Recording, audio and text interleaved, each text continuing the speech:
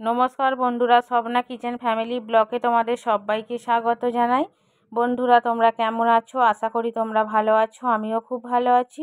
তো একটু বেলা থেকে ব্লগটা শুরু করলাম। আর দেখো, মিঠাই ঘুম থেকে উঠে পড়েছে। উঠে আর ওর বাপির কাছ থেকে না একটা এইরকম ফিটিস ফিটিস করে, তোমরা তো সকলেই জানো, এটা আমারও খুব পছন্দের জিনিস।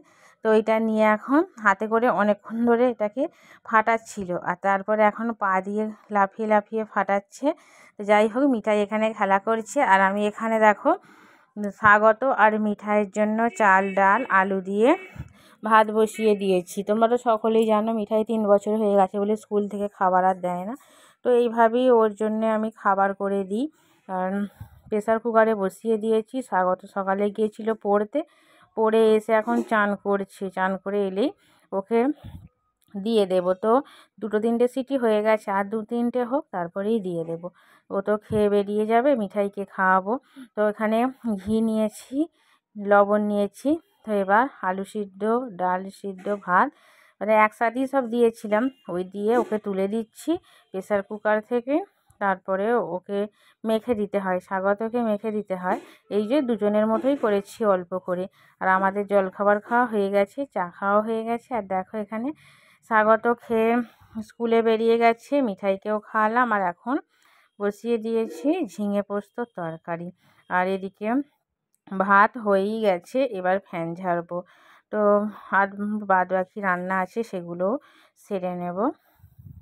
তো আজকে কী কী রান্না হচ্ছে সবই তোমাদের সাথে শেয়ার করব, দেখতে থাকো, সঙ্গে থাকো। আর বেলা বেশ অনেকটাই হয়েছে, মিঠাইকে এবার চান করাবো। কারণ ভাতের ফ্যানটা ঝেড়ে তারপরে মিঠাইকে চান করাবো। তো মিঠাই চান করা হয়ে গেছে, দেখতেই পাচ্ছ। মিঠাইকে একেবারে ফ্রেশ করে পাউডার মাখিয়ে দিয়েছি, কাজল পরিয়ে দিয়েছি, টুপ পরিয়ে দিয়েছি। আর এখন ওকে একটা কাঠি লজেন্স দিয়েছি, ওই যে বসে বসে খাচ্ছে। আর তারপরে ওকে দুপুরের খাবার খাইয়ে দেব। রান্না এখনও পুরোপুরিভাবে আমার শেষ হয়নি, একটুখানি বাকি আছে রান্না হতে। তো আজকে বিশেষ কিছু রান্না করব না, আগের দিনে মাংস করেছিলাম। তো আজকে ভাবছি আর কিছুই, মাছ মাংস কিছুই করব না, আজকে অল্প করেই রান্না করে নিচ্ছি। আর কি রান্না করেছি দেখো, এখানে আলু, তরুলি, বরবটি কড়াই, পেঁয়াজ দিয়ে ভাজা করেছি, পটল ভাজা, চালা দিয়ে ডাল, আর এখানে ঝিঙে পোস্তর তরকারি। এই হচ্ছে আজকে আমাদের দুপুরের খাবার।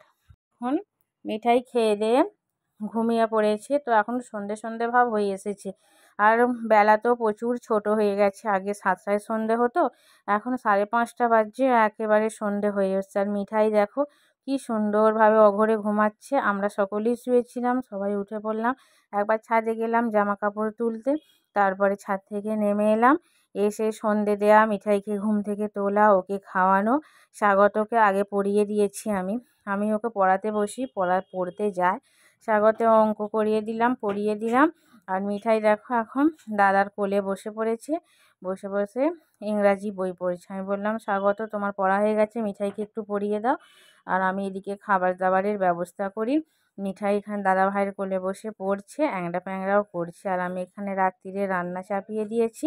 আজকে কুমড়ো কেটে নিয়েছিলাম, কুমড়ো দিয়ে আলু দিয়ে বাদাম দিয়ে তরকারি হচ্ছে। কুমড়োতে আমি ছোলাটা কমই ব্যবহার করি, বাদামটা ব্যবহার করি। আমার বেশ বাদামটা ভালো লাগে কুমড়ো তরকারিতে। বেশিরভাগ মানুষের ছোলা পছন্দ করে, কাঁচা ছোলা। আমি আবার বাদামটা দিই। বাড়ির সকলেই বাদামটাই বেশি পছন্দ করে কুমড়োর তরকারিতে। তো যাই হোক, এখানে কুমড়োর তরকারিটা হচ্ছে।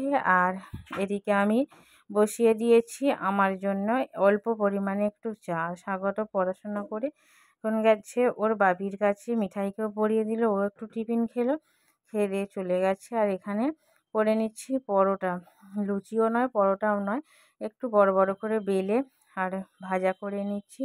তো আজকে কুমড়োর তরকারি, তার সাথে পরোটা, এই হচ্ছে আজকে রাত্রিরের খাবার।